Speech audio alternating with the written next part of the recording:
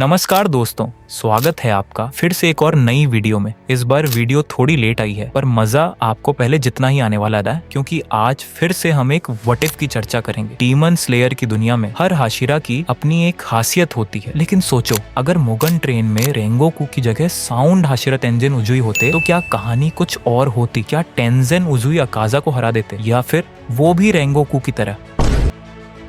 तो चलिए शुरू करते हैं आज के एपिसोड को।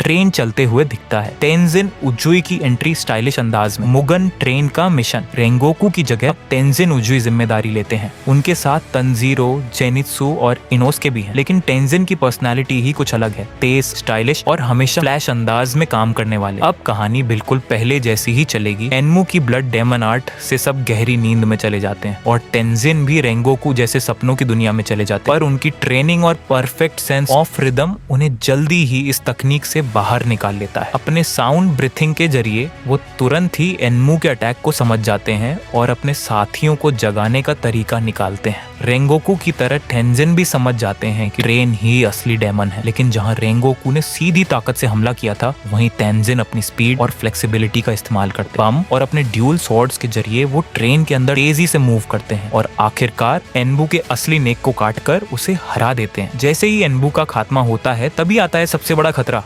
अपर मुंथरी अकाजा। अब सवाल ये है कि तेंजिन क्या कर पाएंगे? क्या वो रेंगोकू की तरह इस लड़ाई में खुद को कुर्बान कर देंगे या फिर कुछ अलग करेंगे? आगे बढ़ने से पहले अगर आपको ये वीडियो पसंद आ रही है तो प्लीज वीडियो को लाइक, चैनल को सब्सक्राइब जरूर कर देना। रेंगोकू जब अकाजा से लड़े थे तो वो पहले ही काफी ज्यादा थक चुके थे, बट तेंजिन उजुई अपनी स्पीड की मदद से पहले ही ट्रेन डीमन को हरा देते और अब सामने खड़े हैं साउंड हाशिरा तेंजिन उजुई और अपर मुंथरी अकाजा और शुरू होती है लड़ाई।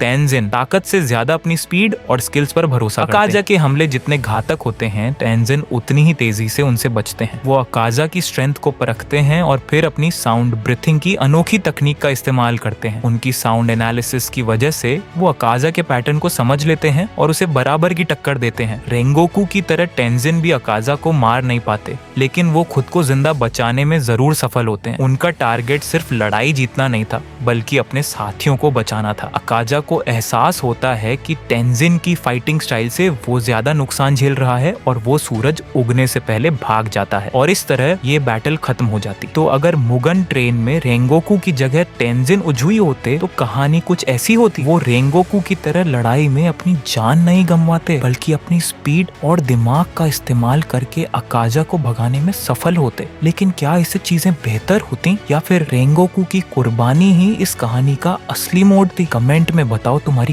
क्या राय है।